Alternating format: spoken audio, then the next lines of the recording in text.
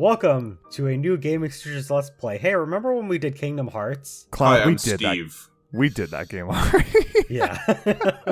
Hi, Steve. We're gonna move Hi, on to Philip. we're gonna move on to the next game of the Kingdom Hearts all-in-one package that I've been doing. We've got Kingdom Hearts Chain of Memories, and yes, that is actually the name of this game. We just destroyed so many people. Yeah. Yeah, wouldn't you say so, Storm? God. Anyway. Anyway, I was gonna say, and it's not even close to being the dumbest name in the series. Yeah. Anyway, welcome to Kingdom Hearts Chain of Memories. It's called the Chain of Memories because it was a remake that was originally on the PS2 of what the original was a GBA game, and then they made it HD and put it into the Kingdom Hearts remixes that they've been shoveling out time and time again to get more people to play this series. Didn't we already do this bit? In case it was unclear. It's like 90% the same, but there's some differences. In case it was unclear, the GBA game was just called Chain of Memories. Yes. Whoa. Which is a much less dumb name, but... Yes. But you'll hate the name Chain of Memories after the end of this game, because you know when like a script is cheesy and like they can't think of anything, so they start having a play on like the name of the actual thing? That's every Kingdom Hearts game. Yeah, but this is even worse, dude. Like, they make references to a Chain of Memories like a million times. You will be sick of it. Anyway, they're recapping everything that happened in Kingdom Hearts 1. Oh, so we didn't even have to do the Let's Play. I guess you could say that. Yeah, we could have just had this one video. We got this like dance version of Simple and Clean, apparently. At first, I wasn't fucking with it, but then it got to the when you walk. I'm like, this is all right. I can groove to this. I still have a little bit of a headache from the show earlier, and this isn't helping. But I'm like, yeah, I can vibe. It's very early 2000s. It really is. Like I said, this is a remake of a 2004 Game Boy Advance game that was put on the PS2 in 2007, 2008, like right at the end of the PS2's lifespan, after the PS3 was already out, and then was brought back in HD for the Kingdom Hearts HD remixes on the PS3, then re-released again on the PS4. Thank you for that recap of the first game. Yes. With through song. And absolutely interpretive song. Yeah. Interpretive song. And the reason why they're recapping the first game all the way they are is because this game takes place immediately after the first game's over. Like immediately. You know how like there was the cutscene at the end of the first game where like they were in the meadow and this cutscene right here. Yep, right here. No, I don't remember this cutscene right here that we're currently watching. Well, great, because we get to watch it again. Oh, okay. Look like Goofy runs. Goofy's like got his head tilted upwards at a 45-degree angle. He's gonna fucking trip over something. Jesus Christ, Goofy. You're gonna hurt yourself. What if the three are the same, except Donald is Pepe? Honestly, I think that'd be a little bit of an upgrade. When the fuck are we getting the Kingdom Hearts game that has a world based on Goof Troop? Yeah, what the fuck? Unfortunately, they haven't done that yet. And our guest party member is Max. That would be so cool. Ansem! Oh, it's not him. Oh. Ansem! No, so there's this other cloaked guy, and this game introduces the idea and introduces us to some of the characters of what would be known as the organization purely in this game. They get fleshed out in later games. I'm not going to give it all away because It's a I mean fucking that's giving shit away. drawing there, kiddo. Yeah. Also, another prominent character of this game is that girl that was doodling right there. And you see this castle right here? You see this castle right here? Kind see of. You Yeah. see right in front of you? Yeah. The whole game takes place here. Oh boy. The entire 50-hour adventure is in Jesus this Christ, castle. 50 hours? All right, I'm kidding. It's more like 30. Okay. It's more like How long is 100. But between two stories, though. How long There's is the actually GBA game? About the same. This game doesn't add a whole lot, really, at all. Wow. Like, unlike Kingdom Hearts, like the core Kingdom Hearts games where there's tons of side stuff to do outside of the main story, Kingdom Hearts has no side content besides, like, a couple very small things that I will mention when we get there. So you do the main story, and that's it. So I'm not going to do a closer to completionist route of this game like I'm doing for the core games, because there's no point. But yeah, the whole game takes place here. It depending on how long you want, you like grind, and how much time you spend in like the different levels. You could stretch Sora's story to like 20 to 25 hours. It's really only like 10 to 15, but I managed to stretch it to 20, but most of it's off screen. And then there is a second character you get to play as, and their game goes, their story goes by a lot faster. King Mickey's here? No. Something just told me he'd be here, okay? Really? Because now that you mention it... Also, I hope you like the song that's playing in the background, because it's going to play a lot. When's the DuckTales world? Yeah. Wow, That would you're be right. cool. What the fuck? We haven't gotten that. Great minds think alike. Sora, life is like a hurricane. Just a coincidence. Yeah? That's all I have Yeah, to say. where's our Kingdom Hearts game with Goof Troop, DuckTales, and the Emperor's New Groove? Please. I want Krunk as a guest character. Honestly, we need a Kingdom Hearts game where they just give us all of like the underrated like side IPs. So we Yeah. need Emperor's New Groove, we need Treasure Planet, we need, what is that other one? Atlantis? Hey, fellers, shouldn't we shut the door Um, behind us before we go? Was it Sora! what? No, El Dorado was a DreamWorks thing, wasn't it? Spooky. Ansem. That's it. Who are you? It's not Ansem. My name is Ansem.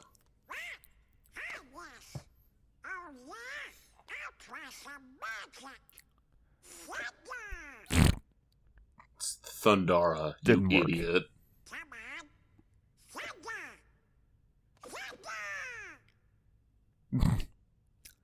He forgot his magic. Do we need a tutorial to relearn our magic? Yes.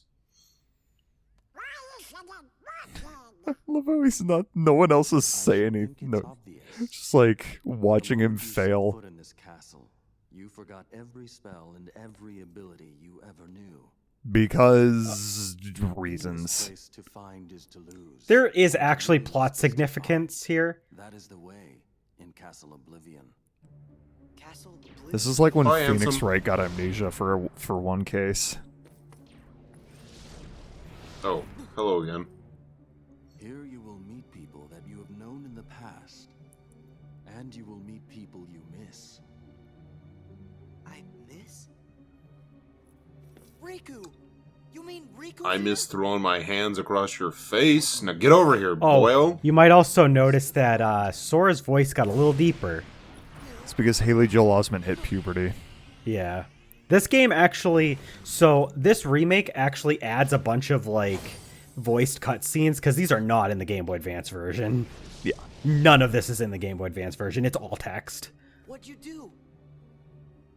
I merely sampled your memories, and from them, I made this. Ew. Ew. To That's reunite that's my those who brain. dear. Give it back. Is that Yeah. a trading card?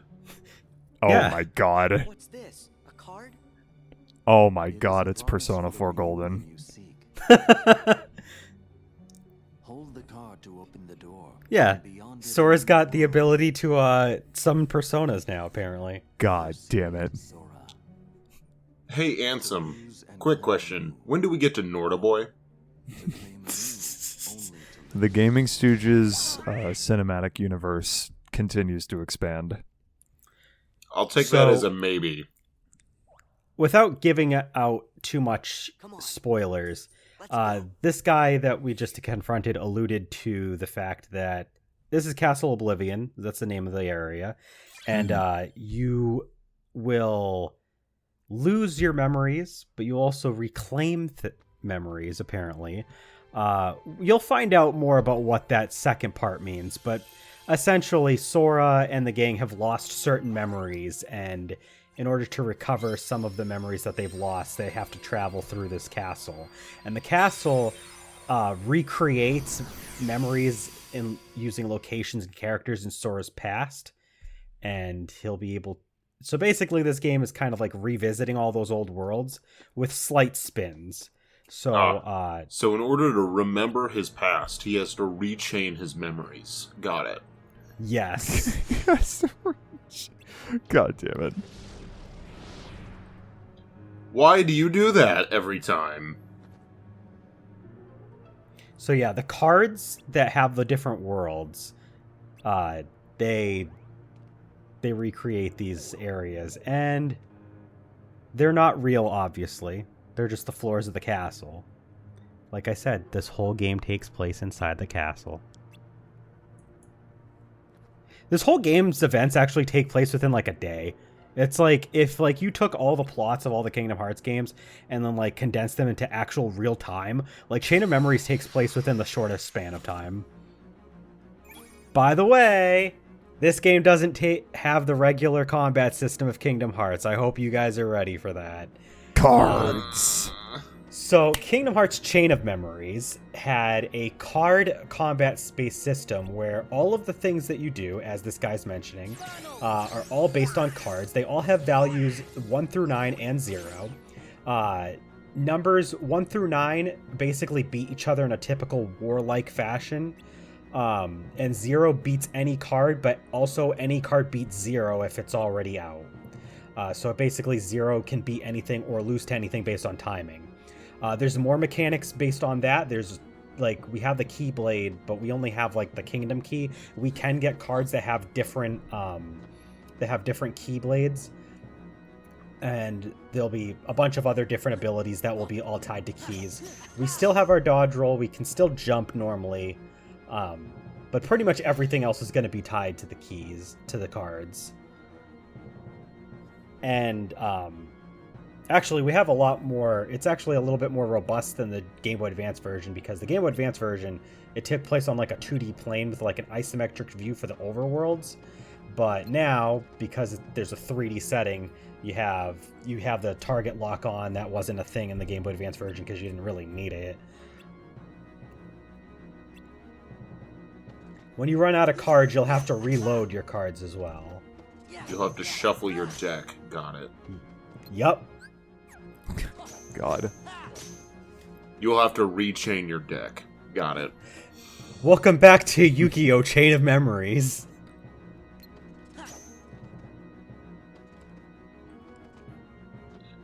I don't know why I did that.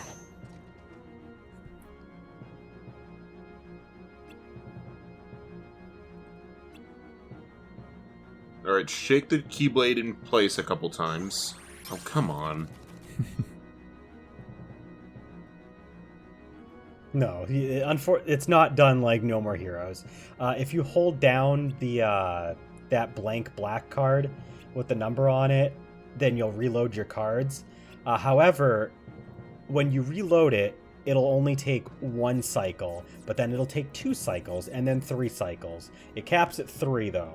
But basically, the more that you have to reload, the longer it's going to take to reload your cards. That seems pointless. Oh yeah, and you can also change if you press the touchpad to a set of enemy cards. You'll be able to obtain these cards as you beat certain enemies. They don't always, but they may drop an enemy card. If you beat bosses, they will drop an enemy card. And if you add that to your deck, which more on that later, you'll be able to use the abilities that that enemy card gives you. And some of them have some incredibly strong power-ups.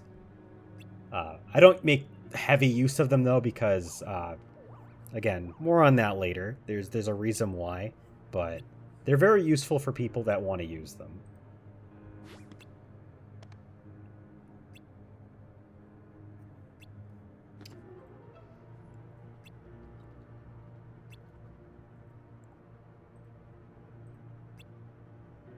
Alone? Oh yeah, this entire game is mostly Sora by himself.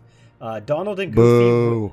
Donald and Goofy will appear in cutscenes, and they will appear as cards that can drop for usage inside of battles. You still have access to friends only in battles if they drop their cards randomly. Other than that, they don't actually take part in battles directly like they do in the core games. And honestly, that's probably more because of like at the time when the Game Boy Advance came out, hardware limitations. It would have been hard to implement all three of them fighting at once.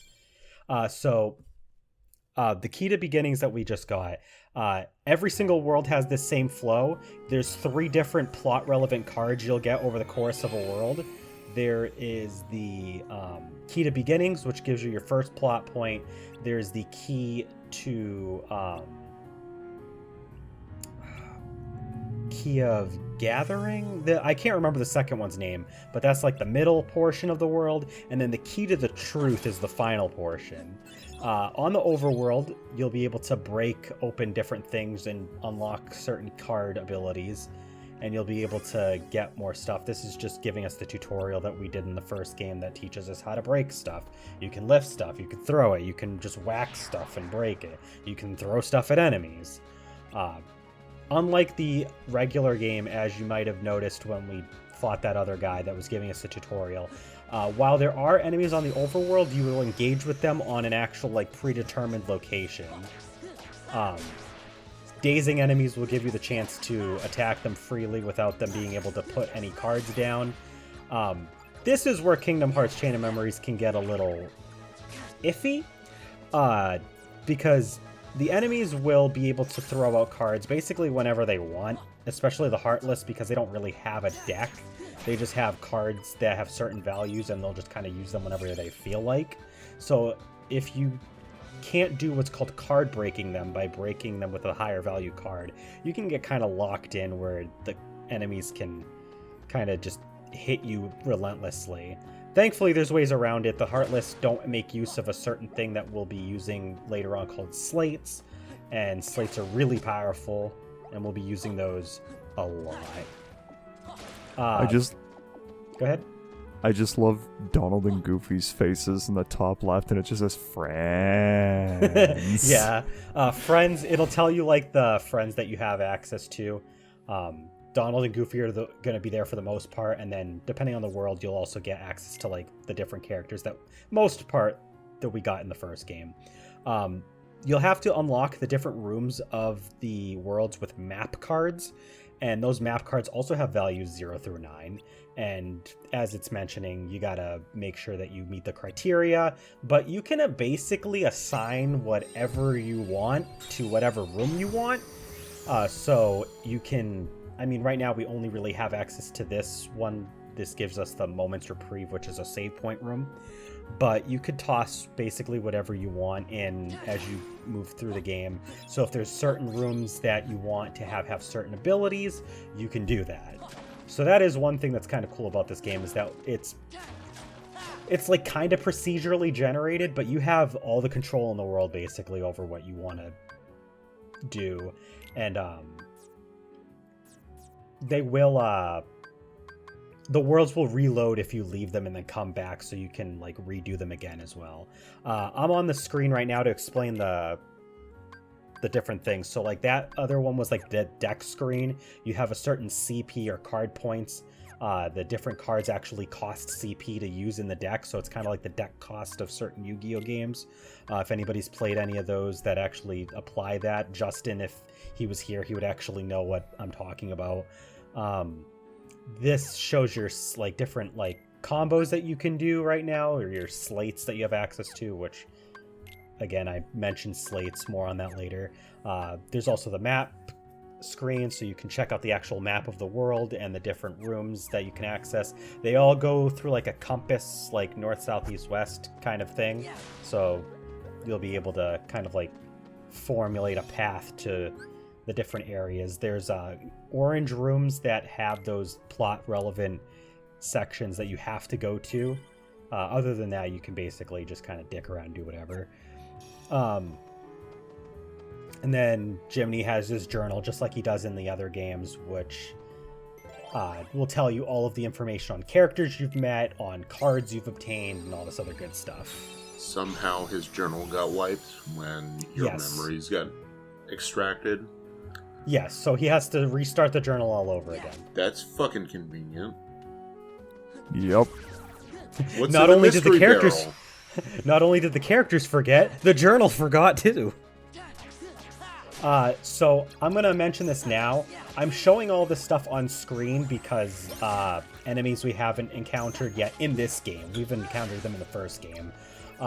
And arenas we haven't fought in because there are a couple different backdrops per world depending on the area that you're in, to kind of like replicate the areas that you would fight in normally in the original game.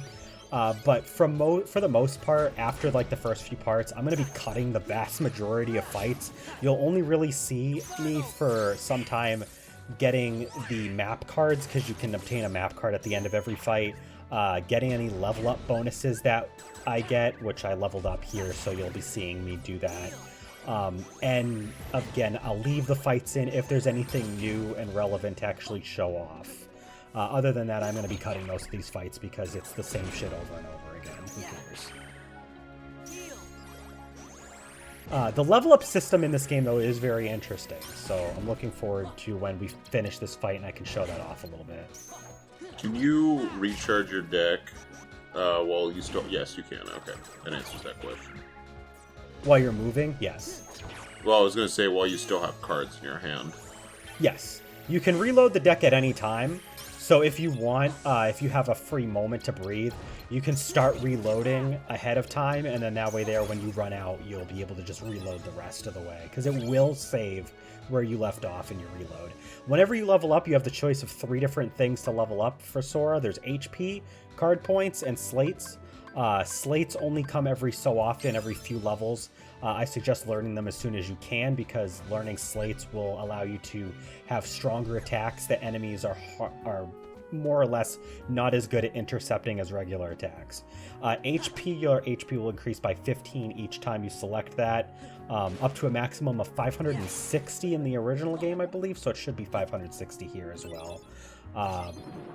You start with, how much was that? I think you were at 80 or something like that.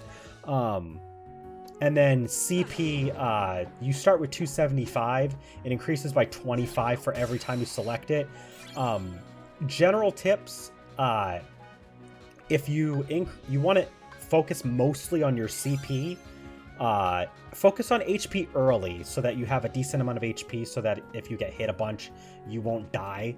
Because unlike the original game, all those defensive abilities were like, oh, if you are healing, you have like invincibility frames, or oh, if an enemy hits you really hard, you'll have 1 HP left. You don't have any of those. So Lame. if you take enough damage, you're just gonna die. Thankfully, like, the enemies don't usually like lock you into something that like a combo or anything like that. They don't usually hit you with a gigantic amount of damage to kill you in one shot. But you definitely want to have a decent amount of HP to survive, just in case. So focus on HP early. Get CP leveled up once you've got your HP leveled up a few times. And basically, whenever you have the chance to learn a new slate, you probably should.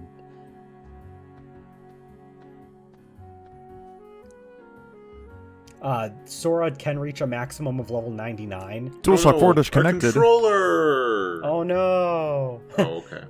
Cloud, your name is on screen. Now you're gonna be doxxed. Ah, fuck it. Just kidding. They'll never find him because they don't know his true name.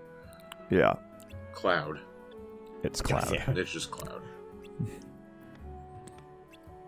What is Cloud's last name? It's Pluto. No, Cloud. that's silly. Cloud Pluto? Cloud Pluto? No. I was saying that it's Pluto right there. Cloud Clouderson. Or Cloud Cloud Clutterson. Cloud Pluto sounds like a bad progressive rock band. Hey, Jack, you want to start a progressive rock band? Yeah. Oh Okay. god.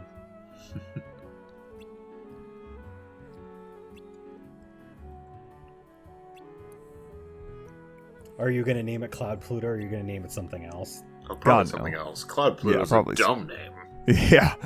It's a terrible name. Who would have think? Guys, hey, guys, hey, it's you. Leon. I Hey, recognize Leon. that ass. Hey, Leon. What do you think of Cloud Pluto as a band name? I think He's that sounds probably- like shit. See? Then the name sucks. Oh yeah, all This the is characters that you Traverse Town. meet, all the characters you meet in a world have no idea that this is part of Sora's memories. So They think that this is the actual world that they're in. if Sora was supposed to have lost his memories, how does he know who Leon is? He hasn't lost all of them, That's just convenient. but as he goes through the game, he starts to lose more and more of his memories. Leon just left that big of an impression. Wait a minute, on wait a him. minute, wait a minute. Huh? Leon knew Sora's name. Yeah, why do you know our name? And why do They so rock so hard? God damn it, I hate you guys. And what are these friends for? If they literally don't do anything for us in battle. Unless we summon them. Well, I was gonna say, only if we summon them. And I don't make use of them a whole lot, not in, mandatory fights anyway. Oofy. Because they're kind of hard to use later on. It is oofy. I like how Pluto's just vibing over there. He's waiting for his treat.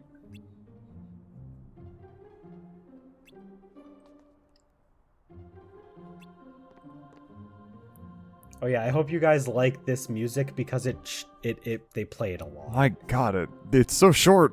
Yeah, it loops after 10-15 seconds. What the fuck? I'm gonna go remove my eardrums. I'm gonna go remove my eardrums, thanks. You're welcome. Thanks.